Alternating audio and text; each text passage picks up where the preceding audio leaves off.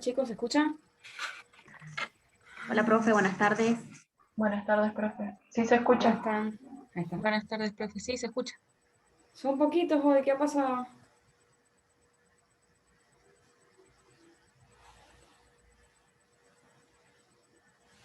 Bueno, vamos a empezar, así no perdemos tiempo, ¿sí? En primer lugar, les quería decir que los prácticos, bueno, no los he podido mirar todavía. La idea es que para el miércoles que viene sí ya queden corregidos. Pero bueno, como tengo otras cosas que me han entregado antes en otros trabajos, todavía está como, eso no está como prioritario, ¿sí? Pero apenas termine con todo, ya lo voy a corregir, así ustedes tienen su primer nota y bueno, ya pueden ir viendo cómo vamos con la materia. Bien, la semana pasada que estuvimos trabajando, ¿quién se acuerda?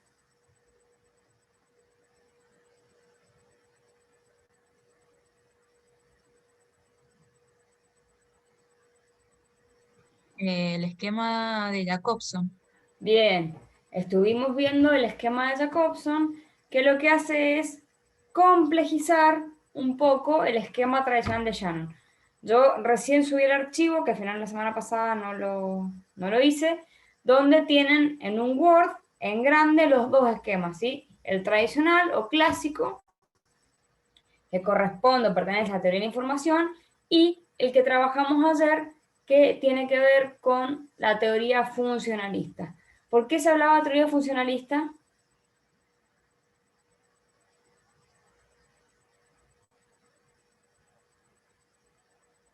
¿Se acuerdan?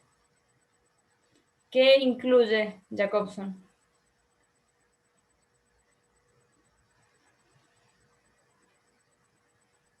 Incluye un elemento a cada función, puede ser. Bien, sería en realidad al revés. La idea es que a cada elemento le corresponde una función específica, ¿sí? Eso es. Por eso se habla de la teoría funcionalista.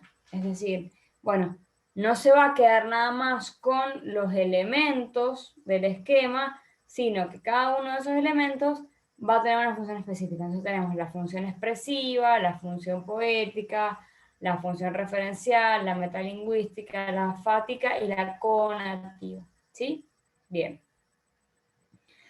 Yo les decía que algo a destacar es que no se trata de que el esquema de Jacobson es mejor o más completo que, sino que en realidad lo que hay es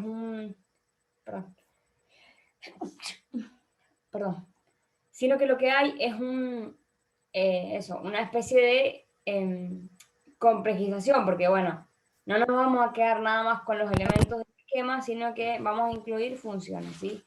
Pero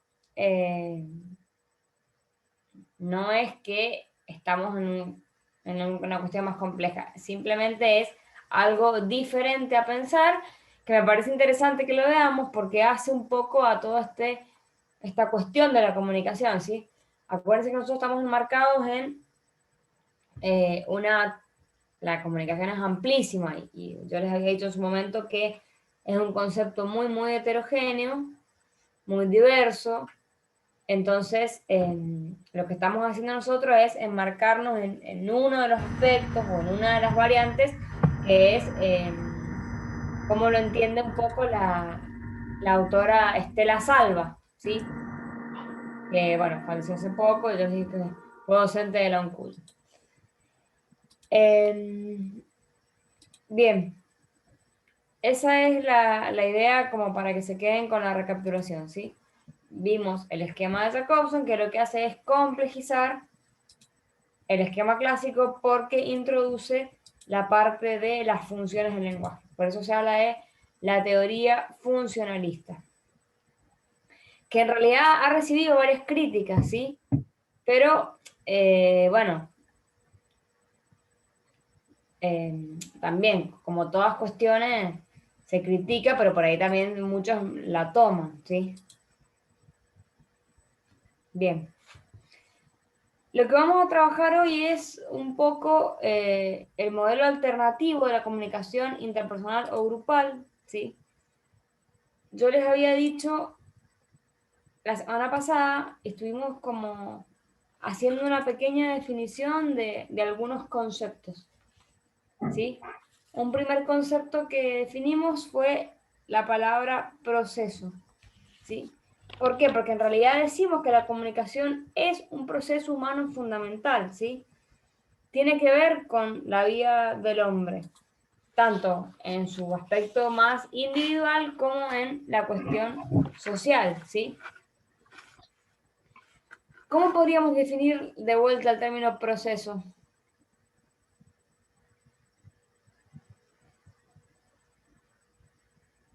¿Qué es un proceso? Sería una serie de acciones en serie.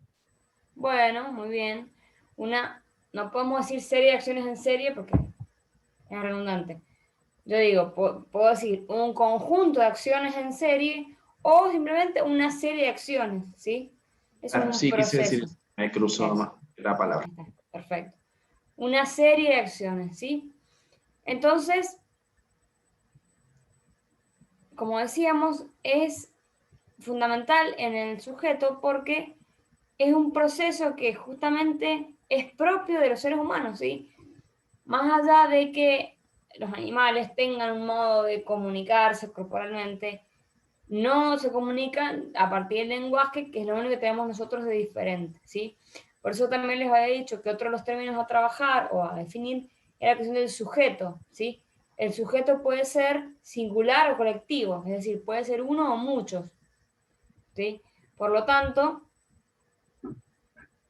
está esta idea de que es un proceso justamente que se da entre dos sujetos, como decíamos, individuales o colectivos, donde justamente hay un querer decir de uno y un poder comprender del otro, ¿sí? Fíjense, querer decir, que en realidad sería la idea de expresar, y poder comprender. Eso es una definición de un autor que se llama Potier. Es interesante la idea de querer decir y de poder comprender, porque se supone que hay una intencionalidad, que es un poco lo que trabajamos la semana pasada, que toda comunicación tiene cierta intención, y la idea de poder comprender en el sentido de, bueno, yo también tengo que ser capaz de interpretar todo esto que la persona, en este caso el emisor, me quiere decir, ¿sí? Esa es la primera idea. Por eso les dije que está esta cuestión de la intencionalidad, ¿sí? Una intencionalidad de producción de sentido, es decir, y también un poder comprender que tiene que ver con asumir un papel de destinatario, ¿sí? Tiene que tener la cuestión de interpretación. Habíamos hablado también en su momento de que estaba esta idea de producir e interpretar, ¿se acuerdan? ¿Cuál era la diferencia? ¿O por qué podíamos hablar de producir e interpretar? Eso lo trabajamos hace bastante. Que teníamos el ejemplo del detective, de un actor. ¿Con qué vinculamos la producción?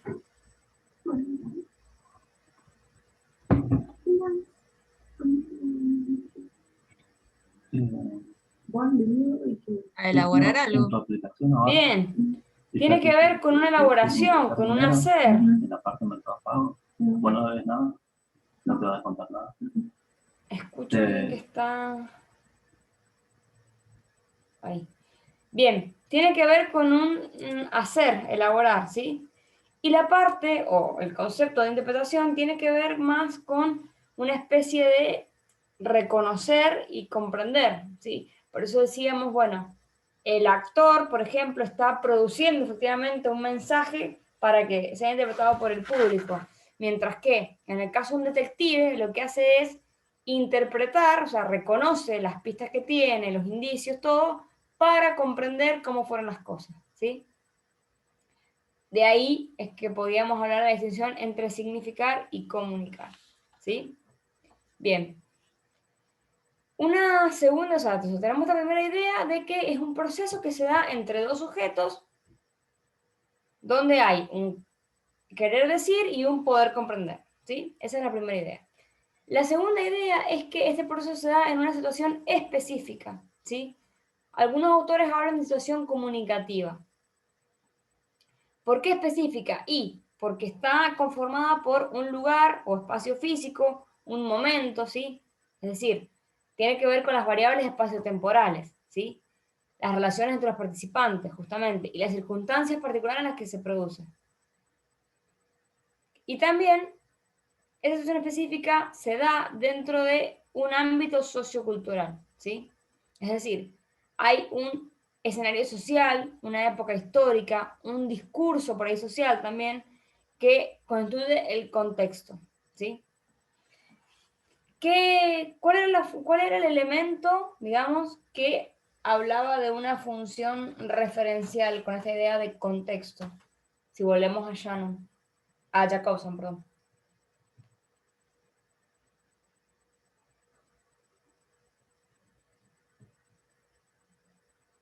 ¿Se acuerdan?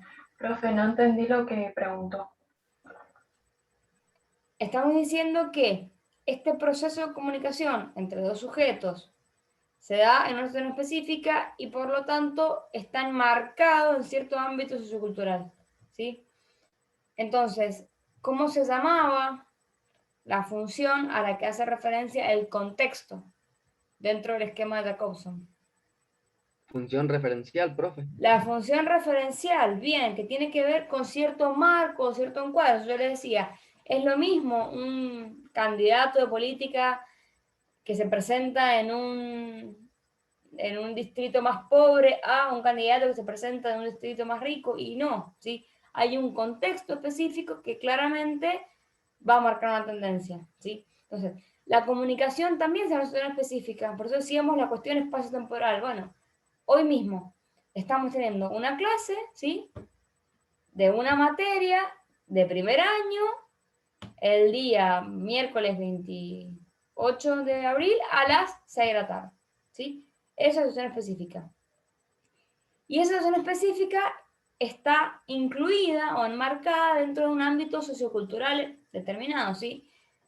Ahí podemos decir, bueno, a ver, estamos en Mendoza, donde hay una pandemia, que no es solamente un problema ni provincial ni nacional, sino que es mundial, ¿sí? Entonces, ahí tenemos como, fíjense, una distinción entre lo que la autora habla de lo microtextual, que serían las variables de la situación, el tiempo y el espacio, o sea, lo que decíamos, bueno, hoy es miércoles 28 de abril a las 6 de la tarde, y lo macrocontextual, ¿sí? Que tiene que ver con el ámbito sociocultural, ¿sí? Una situación de pandemia en Mendoza. Bien, hasta ahí vamos. Sí. Bueno. Sí. Ahora, ¿qué pasa? Hay que entender también que es importante, digamos, entender el nivel de incidencia que tiene el ámbito sociocultural, ¿sí? Por parte de los sujetos. ¿Por qué? Porque hay cosas o términos que no son lo mismo en un contexto que en otro, ¿sí? En el práctico, por ejemplo, se hablaba de que las redes sociales suponen un aislamiento. Yo les dije, bueno, este artículo está escrito bastante antes de la pandemia. Entonces, tenemos que entender que hoy por hoy el término aislamiento implica un montón de otras cosas que cuando en su momento la autora lo escribió, posiblemente no lo haya pensado en el sentido que lo estamos viendo nosotros. Nosotros estamos con una situación particular y específica que hace que adquiera un sentido específico, ¿sí? Esa es la idea. Entonces, eso también me va a permitir, bueno, ver también cómo incide un poco la comunicación, ¿sí? Es decir, que los actores también ejercen, digamos, la producción y la interpretación del mensaje en función de esto, ¿sí? ¿Qué pasa? Es lo que se llama modelos de contexto. El problema es cuando los modelos de contexto, por ejemplo, difieren entre los productores y los intérpretes, ¿sí? Por ahí porque eso genera cierta distorsión en el mensaje, que la distorsión nos puede llevar a una incomunicación. ¿Qué ejemplo se les ocurre? Pensando en el contexto de ahora, no solo la pandemia, sino en un sentido más por ahí, más social, más generalizado. ¿Qué se les ocurre?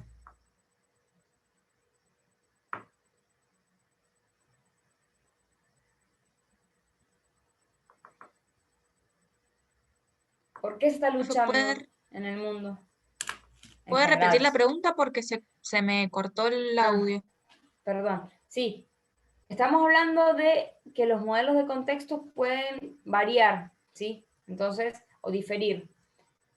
Yo les preguntaba qué se les ocurre hoy por hoy, o sea, en qué contexto estamos, más allá de la pandemia, o sea, por ahí pensarlo más a nivel social, si queremos, o cultural, que difiere un poco de algunas cuestiones que se pensaban antes.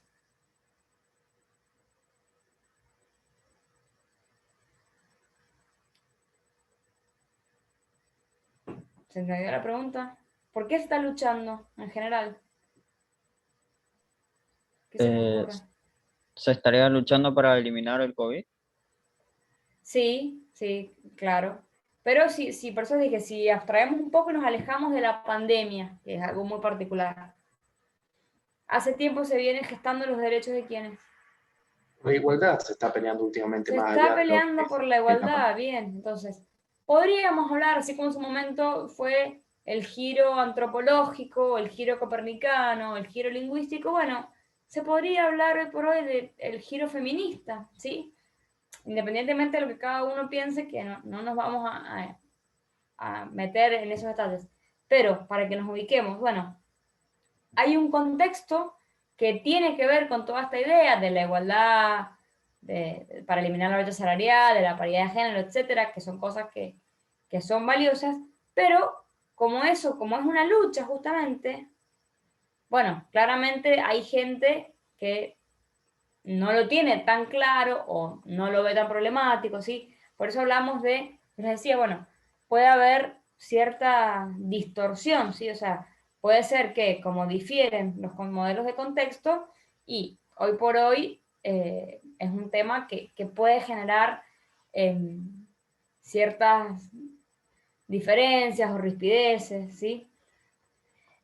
Fíjense, yo podría hablar también, a ver, no es lo mismo hablar hoy de eso que por ahí hace 20 años ni se hablaba ni de igualdad, ni de feminismo, o sea, siempre ha existido, no es algo nuevo, no es que surgió hace poco, pero no estaba en agenda, digamos, como está ahora, ¿sí? Entonces, ese modelo de contexto puede generar cierta incomunicación si yo estoy hablando con una persona, por ejemplo, ultra feminista con alguien más tradicional, ¿sí? O con una persona, no sé, hablar hoy por hoy con una adolescente mujer no es lo mismo que hablar con un adolescente también de hace incluso 10 años, ¿sí? O bueno, posiblemente muchas cosas que hoy pasan o que hoy se ven, quizá antes eran impensadas, ¿sí? Eso porque tiene que ver con el contexto. Y fíjense, este proceso comunicativo, como estamos hablando, también involucra ciertos conocimientos y creencias sobre el mundo, ¿sí? Que pueden ser compartidos o no. Yo les he dicho que me dieron una definición de conocimiento y de creencia.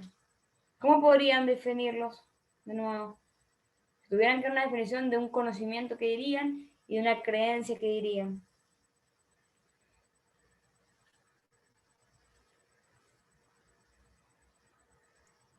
Podríamos establecer como que un conocimiento tiene un sostén en base a un dato de la realidad y la creencia es meramente una cuestión perceptiva, porque yo puedo creer que algo es de un modo, más allá de que es un fenómeno que está ocurriendo, pero como no tengo ninguna evidencia de que realmente es lo que está ocurriendo, queda en la percepción que yo tuve. Bien, bueno, esa es una buena distinción. El conocimiento tiene cierto apoyo o cierto fundamento, mientras que la creencia puede ser algo más perceptivo o algo más subjetivo también, porque lo que cree, o sea, una persona puede creer en X cosa y otra persona no, ¿sí? En cambio, cuando hablamos de conocimiento, si bien en realidad, sobre todo desde la lógica, se podría hablar de muchos tipos de conocimiento, o de la nociología en realidad, que es la rama de la filosofía que estudia el conocimiento, yo puedo hablar de un conocimiento por experiencia o directo, ¿sí? Si yo digo, bueno, conozco la ruta Mar del Plata, porque es cuando efectivamente he ido por esa ruta. Yo puedo hablar de un conocimiento por habilidad, por ejemplo, que tiene que ver con la cuestión del saber. Si yo dijera sé jugar al ajedrez, o puedo hablar de un conocimiento que se llama proposicional, que es cuando tiene que ver con verdades que son así. Por ejemplo, si yo digo que dos rectas paralelas no se cruzan nunca, ¿sí? Entonces, fíjense, independientemente de estos tipos de conocimiento, que no vamos a indagar en eso ahora, sí es interesante pensar que, bueno, cuando yo hablo de conocimiento, tiene otro tipo de connotación a cuando yo hablo de creencias, ¿sí? Y como les decía, la creencia, digamos, puede ser subjetiva, porque lo que una persona no cree en otro, y puede pasar con muchas cosas, ¿sí? De hecho, nos pasa mucho con el tema del COVID. Bueno, hay un porcentaje de la población que en definitiva no cree en el virus o no cree que este virus sea tan letal como se nos está diciendo que es, ¿sí? Insisto, no vamos a meternos en si es así o si no es así. Es como para que se ubiquen, ¿sí? Entonces, bueno, eso también hace que se pueda articular un poco el mensaje y claramente va a depender de la persona, o sea, de los dos sujetos que están interactuando, para que se llegue a una buena comunicación, ¿sí? Otra idea es que la comunicación presupone o el uso de un lenguaje, ¿sí? O lenguajes, en plural, podría ser.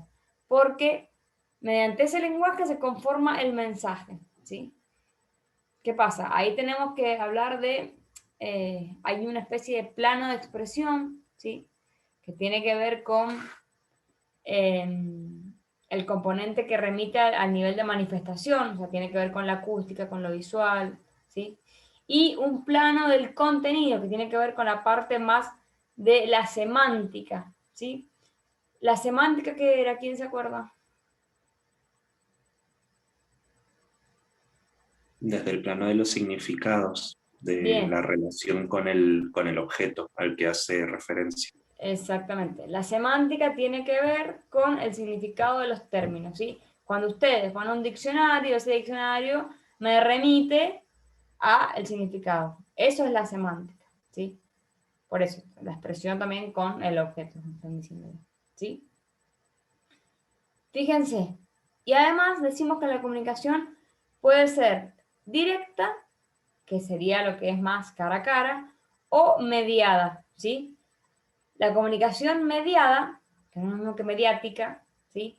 Es cuando hay algún elemento, dispositivo tecnológico que justamente, dispositivo, o sea, hoy por hoy hablamos de tecnología, pero el papel, por ejemplo, en la carta podría ser uno, ¿sí? Donde se actúa justamente de intermediario. Por eso hablamos de mediada, o sea, hay un medio, ¿sí? Cuando yo escribí una carta a alguien, bueno, quiere decir que esa persona está lejos como para verla personalmente, entonces escribo una carta. Esa carta es una mediación entre la persona y la otra persona, ¿sí? O entre el sujeto 1 y el sujeto 2, ¿sí? Puede ser el teléfono, puede ser el satélite, ¿sí? Etcétera. Lo importante de esto es que entendamos que, bueno, en definitiva, hoy por hoy, también un poco siguiendo la línea del trabajo práctico, se está dejando de lado la comunicación cara a cara para pasar a una comunicación más mediada, ¿sí? Que no es que esté mal o bien, sino que, bueno, son cambios de paradigma que se producen por la misma vorágine o cuestiones en las que estamos, ¿sí? O sea, estamos en una era de la tecnología, entonces, bueno, por supuesto se hace uso de esto, ¿sí? Estamos en una época de pandemia, entonces, y por supuesto que es mejor que usted tenga clases virtuales que no tenga clases. Entonces, en definitiva, ahora, por ejemplo, la computadora y la aplicación Zoom sería una mediación entre ustedes y yo, y gracias a esa mediación podemos tener la clase en un contexto de pandemia, ¿sí? En el que la cuestión de los contagios está aumentando y que por supuesto se quiere reducir al mínimo la circulación de gente, las reuniones, etc. ¿Sí? ¿Hay alguna pregunta hasta acá? No, profe, está muy claro. ¿No? ¿Está muy bien? Bueno. No, profe, todo bien. Entonces vamos a dar un paso más hablamos un poco de la comunicación intrapersonal, ¿sí? Con estas características. Igual todo esto lo tiran en el apunte, como ya les dije, así que no es algo que cuando lo lean nos va a resultar tan ajeno. Y vamos a hablar un poco de la comunicación mediática, ¿sí? ¿A qué le suena la palabra mediática o mediático?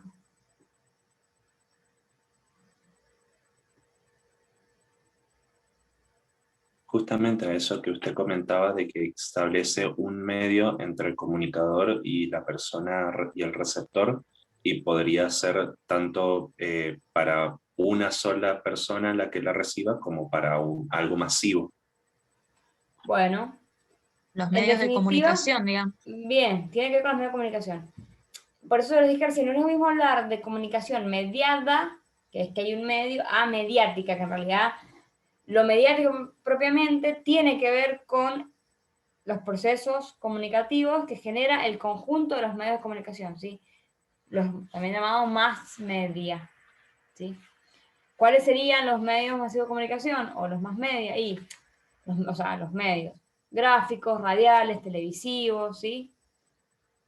Es decir, todos aquellos que abarcan producciones discursivas diferentes, que pueden ser también, a ver, informativas, pueden ser ficcionales, pueden ser publicitarias. ¿Qué pasa? Como estamos en una época muy particular, en la que les decía que está todo el tema de esta cuestión de la superinformación y estamos comunicados todo el tiempo, muchas veces la comunicación mediática se piensa o se torna como algo equivalente a la comunicación como proceso en sí, ¿sí?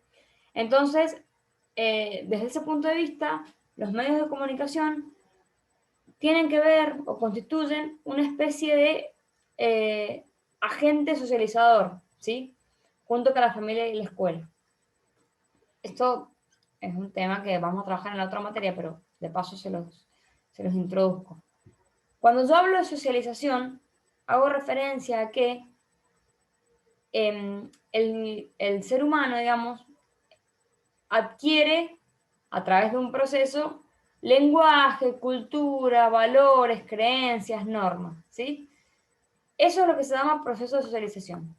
Ese proceso tiene varios agentes de socialización o agentes socializadores. Bueno, tenemos por un lado la familia, que sería lo correspondiente a la socialización primaria, la escuela y el grupo de padres, que correspondería con la socialización secundaria, y como tercera instancia están los medios masivos de comunicación, ¿sí?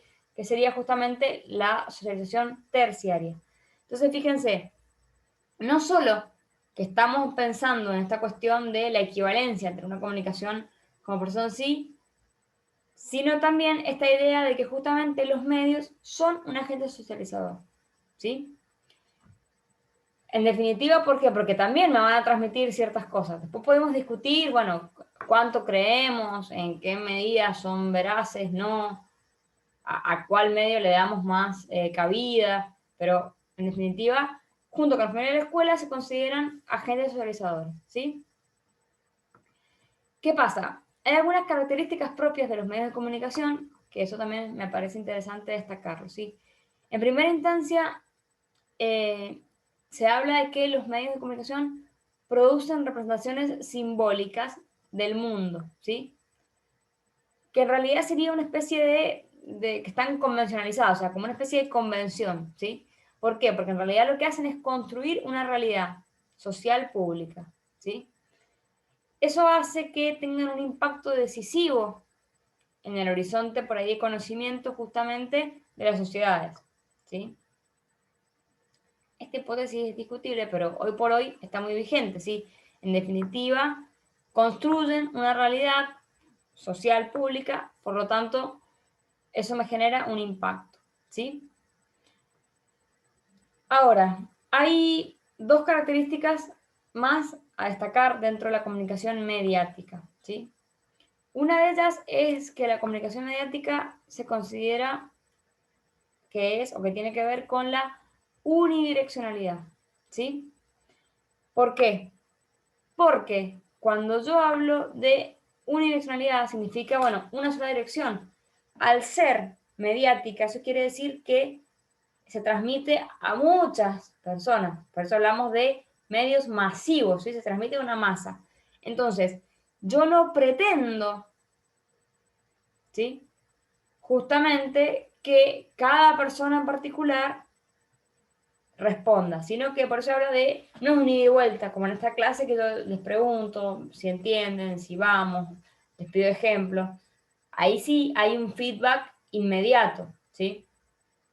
O por lo menos es la pretensión.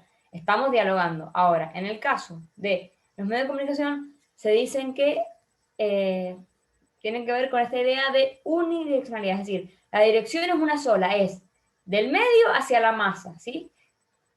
Independientemente de que haya una intención de que la masa, por supuesto, adquiera conocimiento o que justamente construya esta realidad a partir de lo que se dice, no se espera ¿sí?, una retroalimentación particular, justamente porque va hacia una masa, ¿sí? Y la segunda idea tiene que ver con una desubjetivación, ¿sí? O desubjetivación. ¿Por qué? Porque, o sea, una desubjetivación, diríamos, del destinatario. ¿Por qué? Porque hay que pensar que el destinatario se piensa como un conjunto de personas que tienen características comunes, ¿sí?, o similares, incluso estereotipadas, ¿sí? Y no como sujetos individuales. O sea, yo no pienso en Juan Pérez, en Marcos, yo no pienso, no. Estamos pensando en ciertos estereotipos. Una publicidad orientada a los adolescentes. Una publicidad pensada para las mujeres que hacen gimnasia, o sea, ¿sí? Esa idea de el sujeto no es uno con rasgos particulares, sino que en definitiva está pensado como un conjunto de personas, ¿sí? ¿Qué ejemplo se les ocurre de esto? ¿Alguna publicidad que puedan pensar en esta línea?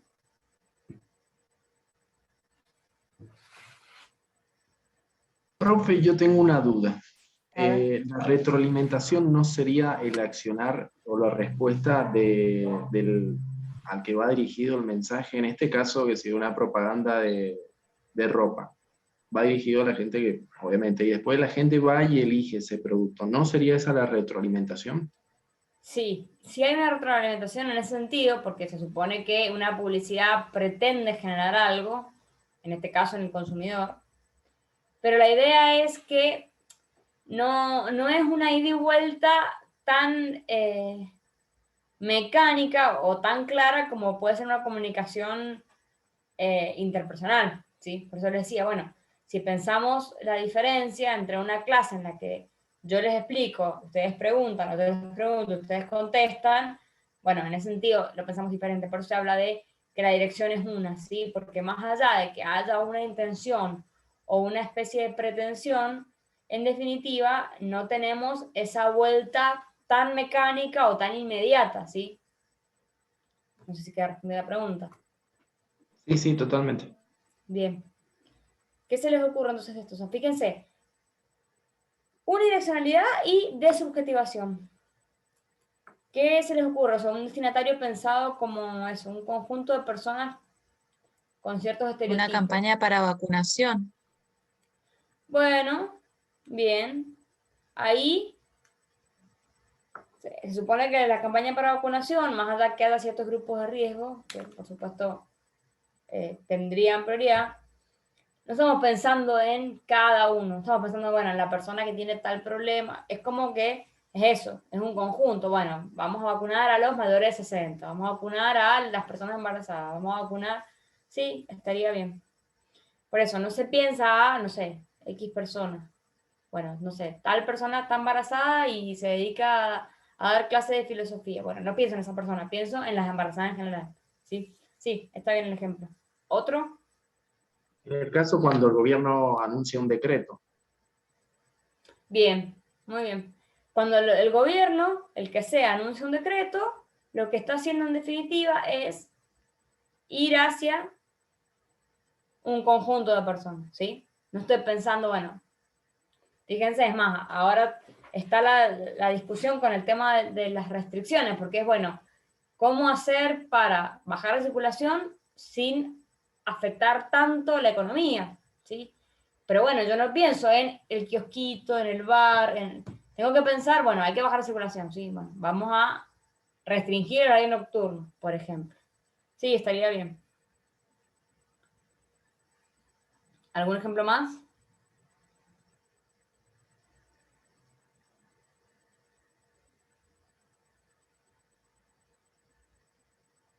¿Alguna publicidad que se les ocurra que les haya hecho pensar en algo, que sea bien claro el destinatario? Puede ser, profe, un Pueden ser ejemplo los cuando un anuncios de profesor la tele. manda una tarea y dice hay que entregarla para tal fecha y tal fecha. No hay más tiempo para eso. O sea, mandar el mensaje de que hay hasta cierto tiempo para realizar cierto trabajo. A ver, entiendo la idea, no estaría mal el ejemplo, lo que pasa es que, como te decía, el caso de un profesor que manda una tarea es una comunicación más interpersonal, porque nunca es tan masiva, o sea, si bien ustedes son varios alumnos, bueno, nunca es una cosa tan masiva como un diario, como un mensaje de televisión, como la radio, ¿sí? O sea, la tarea que nos manda ustedes la Claro. sabemos ustedes y yo, ¿sí? Entonces, no estaría mal el ejemplo, porque en definitiva yo cuando mando la tarea no pienso en cada uno en particular, sino que pienso en, bueno, los chicos de primer año de comprensión de texto 2021, pero no pertenecería al ámbito de la comunicación mediática, ¿sí? O sea, ¿se entiende? Un ejemplo que iba a decir yo justo era, por ejemplo, cuando comienzan las clases, los anuncios de la tele de vuelta a clases. Sí, Compra este libro, compra estos cuadernos, bla, bla, bla. Están destinados a los estudiantes barra alumnos de primaria o secundaria, dependiendo bien, de los dibujitos que pongan o de la publicidad que pongan, que están vendiendo artículos de distintas variedades y distintos tamaños para eso mismo, los alumnos. perfecto, bien. Sí, ese es un buen ejemplo. Adrián, no sé si quedó clara la diferencia que hice. Sí, totalmente. Bien. Entonces, insisto, no es que esté mal, pero bueno, en el caso de una clase no es una comunicación del tipo mediática, ¿sí? Porque no es un Sí, es la medio. cuestión de cantidad, entendido, o Sí, sea, la sí, sí. masa. Sí es cierto que cuando, esto para que quede claro, cuando un profesor X da una clase, da una tarea, y sí, la piensa para el conjunto de alumnos en general, no está pensando en la particularidad o la dificultad que pueda tener cada uno. Por supuesto que eso no quita que un alumno escriba, profe, mire, me pasó tal cosa, o profe, mire, no puedo entregarla porque tuve este problema, o mire, profe, a mí me genera una dificultad tal y tal consigna, la podría explicar, se la puedo dar después. Eso es como que forma parte, digamos, del dar clases, pero en definitiva, la consigna, la orden es universal, ¿sí? Es para todo el grupo de alumnos. Bien. Bueno, y una característica más de esta comunicación mediática, además de esta idea de que es unidireccional y desubjetiva, ¿sí? O si lo hemos sustantivado sería la unidireccionalidad y la desubjetivación, es que la comunicación mediática se vale de diversos lenguajes, ¿sí? Está la lengua natural, el lenguaje visual, sí que tiene que ver con la imagen, el lenguaje musical y el lenguaje, ¿por qué no?, audiovisual, ¿sí? Entonces, fíjense, cuando veo una publicidad en la tele, y tiene todo, tiene una imagen de atención, tiene una musiquita que puede ser más o menos pegajosa, lo mismo una publicidad. A veces yo asocio ciertas canciones o ciertas frases con cierta publicidad, ¿sí? Bien, ¿hay alguna pregunta de lo que hemos visto hoy? No, profe, ninguna. ¿Está todo claro? Ahí alguien está escribiendo, Matías Batista. ¿Cuál sería la pregunta?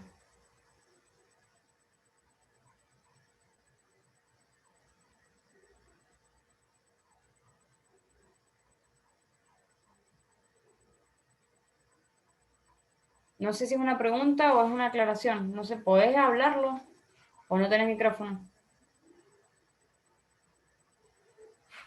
Ah, ok. A ver si entiendo. Lo que no está claro sería la idea de la unidireccionalidad y de la desubjetivación. ¿Eso es?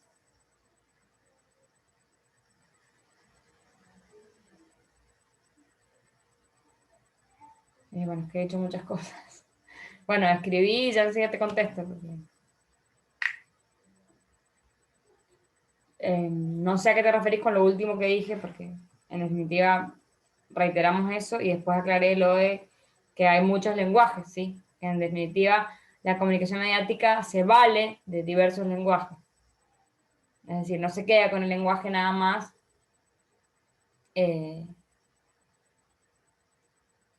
con las palabras, ¿sí? Que sería, por ejemplo, en una clase. Yo ahora estamos en una interacción, entonces nos manejamos más por esa cuestión de el diálogo, ¿sí? Yo no les he puesto ninguna imagen, no hay ninguna canción de fondo, ¿sí? Más allá que por ahí el archivo que subí pueda tener más o menos alguna cuestión más creativa, bueno, sería un lenguaje bastante clásico, ¿sí? O sea, un lenguaje que tiene que ver con la expresión oral y escrita básica. Bien. Bueno, la idea es que como hemos avanzado un poquito más, que la semana que viene podamos hacer un segundo práctico, como yo voy a tener corregido el primero, si todo está bien. La idea sería manejarnos como hicimos con el primero, que no sé si que se le sirvió, pero yo creo que estuvo bien la apuesta de que la podamos charlar por ahí en la misma clase. Si a ustedes les parece, yo lo subo ese día, más temprano, y en la misma clase dialogamos algunas cosas, ¿sí? Este práctico sí va a ir un poco más pegado, digamos, a lo que sería el apunte que tienen, el apunte de soporte, o sea, vamos a tener que, o sea, van a tener que leer un poquito más, pero en definitiva no es nada complejo. Entonces, la pregunta sería, o sea, ¿les viene bien que lo hagamos en clase como la otra vez?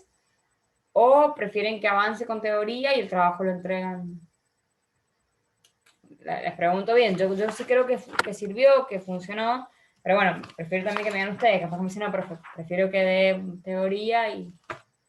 Así que, digamos, les dejo elegir para que nos sirva a todos la clase, ¿sí? O sea, para mí es lo mismo preparar una clase de teoría o para una clase de práctico, entonces, en definitiva, si a ustedes les sirve que podamos ir a algunas cosas en la clase, bueno, así nos manejamos, ¿sí?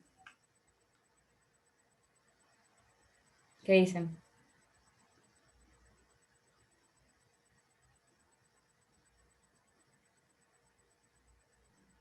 Por mí, profe, estuvo bien, como la última vez, digamos, que quede el trabajo práctico y lo entreguemos en cierto tiempo, no tengo problema, pero no sé los demás.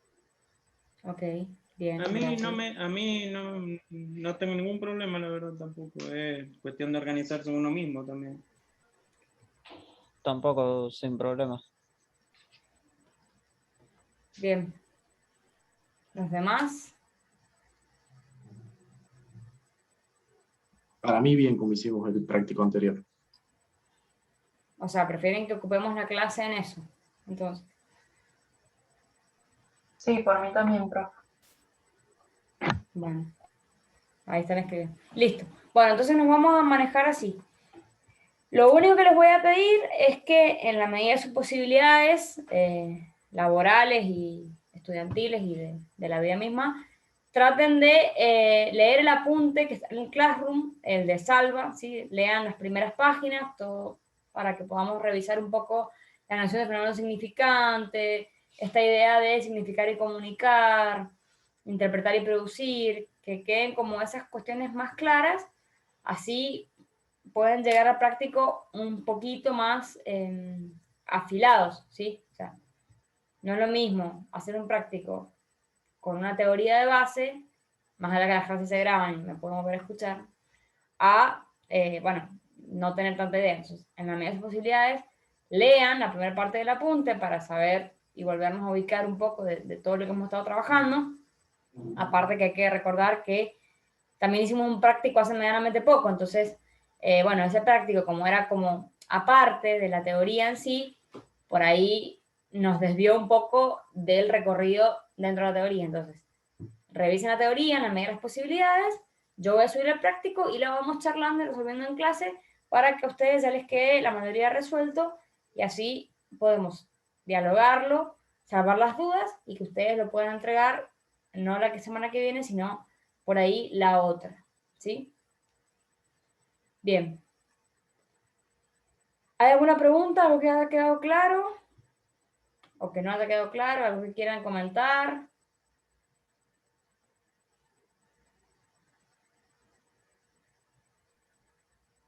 No, ninguna, profe. ¿Ninguna? ¿Está bien? Bien. Bueno, chicos, entonces dejamos acá por hoy, así ya nos preparamos para ustedes lo que sigue y bueno, vamos a hacer eso la semana que viene. Vamos a hacer un práctico, el práctico 2, para que ustedes también puedan avanzar también un poco, como me gusta a mí que avancen, digamos, o sea, yo trato que los prácticos sean también que haya una cuestión más reflexiva de su parte, ¿sí? O sea, no solo es copiar, pegar. Después en el parcial van a haber conceptos que evaluemos sí o sí, o sea, van a tener que saber algunas definiciones, van a tener que saber los esquemas claramente, van a tener que saber las funciones dentro del esquema de Jacobson.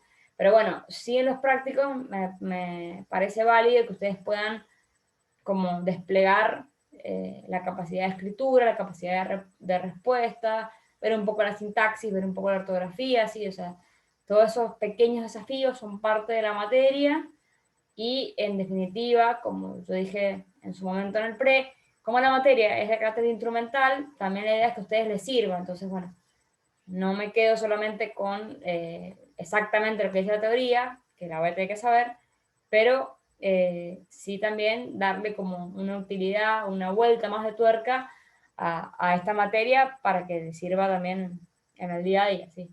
Esa es la idea. Así es que bueno. Bueno, chicos, entonces nos encontramos la semana que viene, si todo está bien. Cualquier duda me escriben. Matías Ballester, no sé si no sé bien cuál eras la duda, así que por favor escríbeme en Classroom y yo te contesto. No quiero que quede sin saldar la duda por más que no tengas micrófono, ¿sí? Bien. Chicos, nos vemos entonces. Hasta la semana que viene. Chao, profe, gracias. Profe. Chao, chao, suerte.